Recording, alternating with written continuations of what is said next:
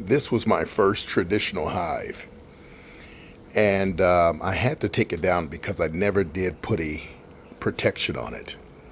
The wood is still good. I've gone over it.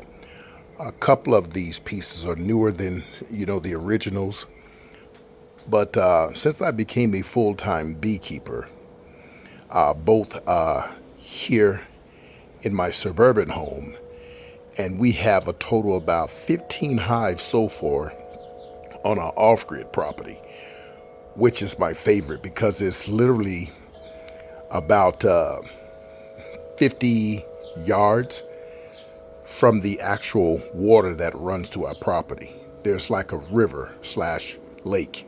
It's really nice. Actually a river because it is really moving.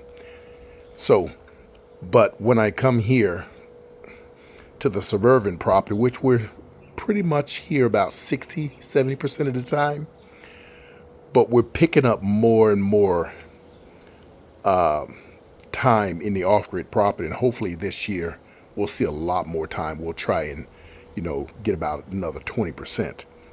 But I'm going to be sanding this hive down, and for all those who are new into beekeeping like I am, I've only been into beekeeping for 4 years going on 5.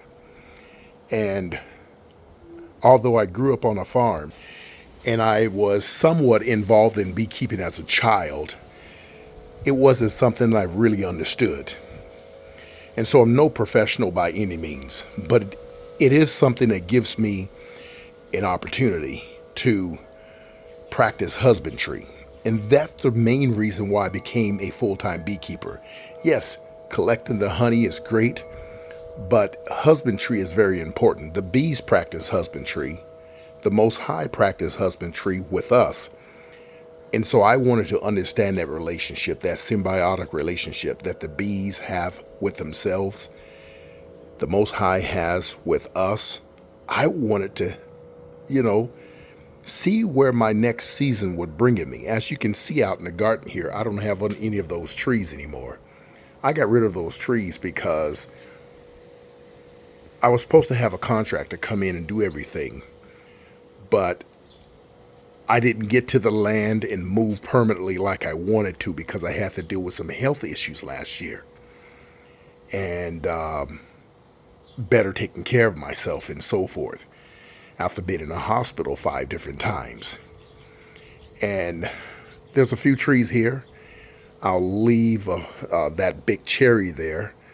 But all the other trees, the stone fruit, I literally got rid of them. I got to get rid of all of these buckets, these blueberries and figs and citrus. I'm not going to keep these here, but I'm going to share something with you. So I'm getting ready to sand this down. And, always reuse your boxes if you can, but sand them down. I'm actually going to paint this one. I'm not a big fan of paint. I like the natural wood, but I'm going to paint this one. And then I broke my flow hive down. I'm getting ready to paint also. The flow hive is a cedar, but I'll tell you something right now. The protection that I put on it, which was a tung oil, it did not accept. Sometimes you got to sand the actual wood to open up the pores. But I'm going to paint this one also. I'm not sure what color, but I am going to paint it. Let's go out here and look at 2 hives that I have. And you'll notice that I have 6 coats of tung oil on these hives. And they're very shiny. There's one hive. There's a brood box there. There's a top box, which is also a secondary brood. I split this hive. It was the original hive as I just showed you folks a couple of minutes ago.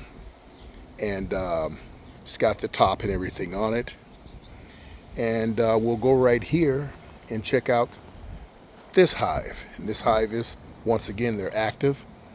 I have plenty of queens being created and whatnot, but this is another hive. So I do want to put another one back over there.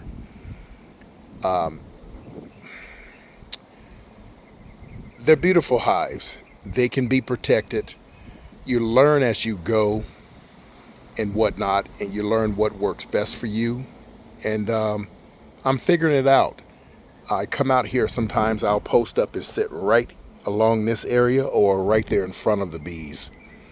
And I usually have on at least my top jacket and veil because I want to study them.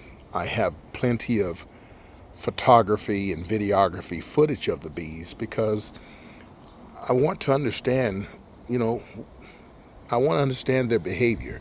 But anywho, in the meantime, last year there was a mom cat, a gray mom cat that had 4 babies in our backyard in my shed.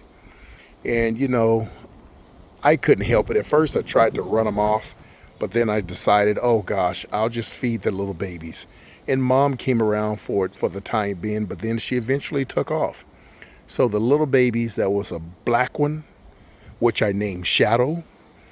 There was a gray one that looked just like the mom. The black one was a female.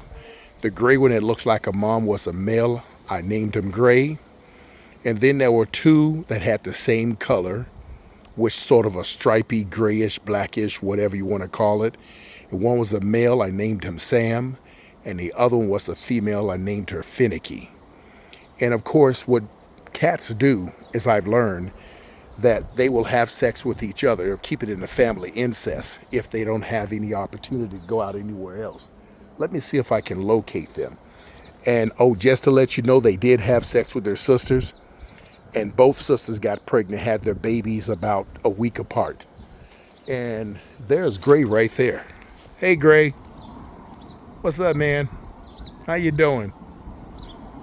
What's up, Gray? Where's your sister?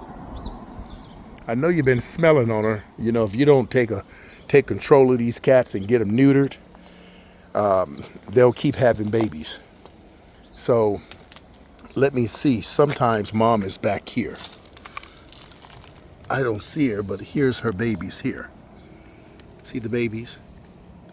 So she's got like 3 black ones and, different ones. But these are, I don't know if they're boys or girls. I haven't checked, but she's moved them like several different spots. Let's see if I can pick one up. Mom's not over here, so I ain't got to worry about being snapped.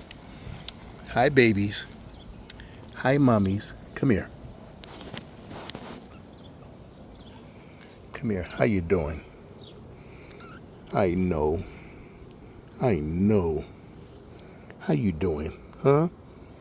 How you doing? You good? I'm trying to get them used to my hands because, they kind of wild out here and so forth. Let me turn you over. Look in your little pretty eyes. Oh, look at your little pretty eyes. Oh, you're so gorgeous, ain't you? And look at the other babies. Let me give you your sister back, okay? There we go. All right, let's go check out, these are Shadow's babies. Let's go check out Finicky's babies, her sister. And may I remind you that Finicky had 5 also. Hi, baby. Hers is a little bigger.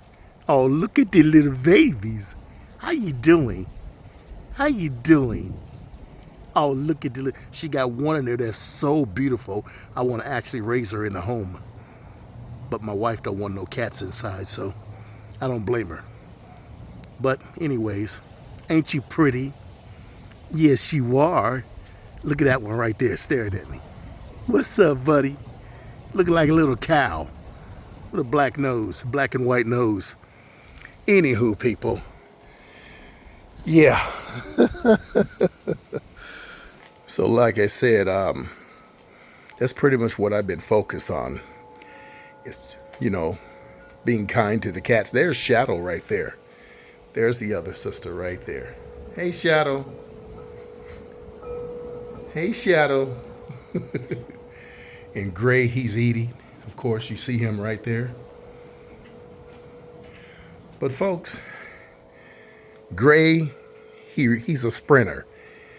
He won't let me rub him. He won't come near me unless it's in the nighttime, before, like around 10, 11 o'clock. They love that cheese I give them, this goat cheese. I give them a little piece, just a little snack. Finicky is finicky. The mom I showed you over there, she doesn't like to come. She won't let me touch her. And Sam tricked me and my wife for a while. We thought it was a female. Turns out he was a male humping his sister. So he tricked us. He was a runt. And so we gave him more food, but he tricked us. He's the biggest cat out of them all. But he roams out there probably humping some other cats. But that's about it. And Shadow is the only one, of course, you know, they say always bet on black.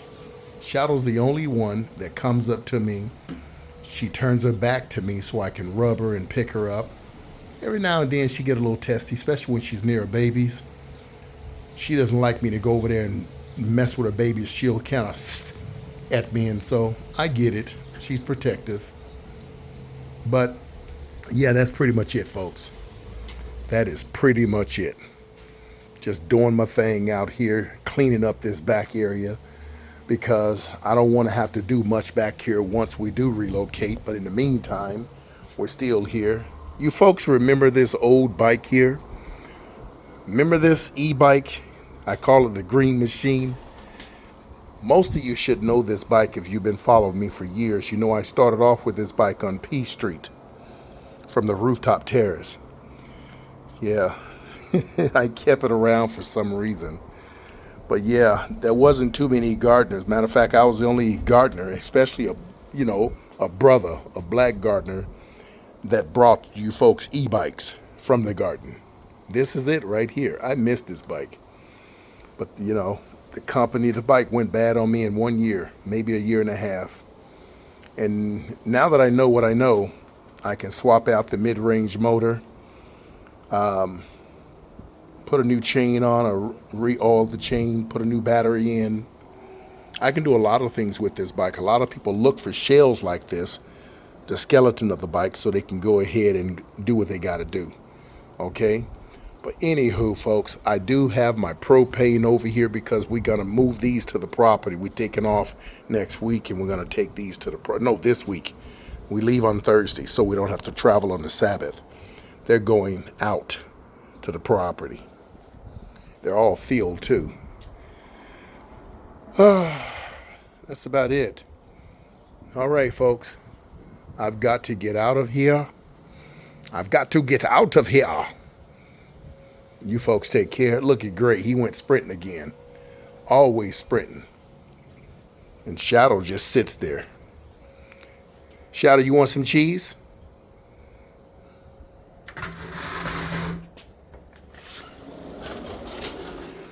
Okay, folks. I got to get back here because I harvested honey the other day. And I've been processing it. Got some bottles of honey here. These 2 bottles got honeycomb in it. Here's some honeycomb here. 2 small ones, a big one right there. A lot of wax. I can still squeeze more honey out of that. But I don't have my presser. I'm waiting on that to come. But actually, I'm going to take it back out there and feed it to the bees. Got it right here in my strainer. Drawing out some more honey down there. You probably could, ooh, that's heavy. Never mind. And then I'll go ahead and pull that out too and put it in the strainer. Here's my extractor that Viver sent me.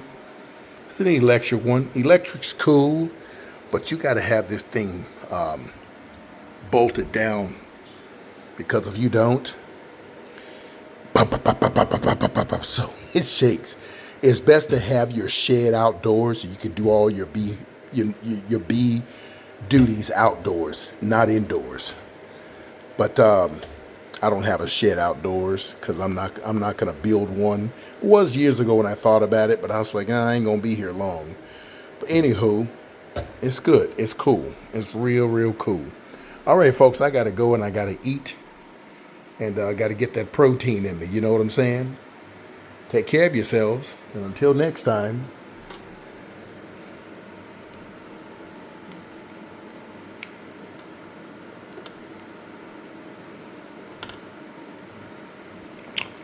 That's good.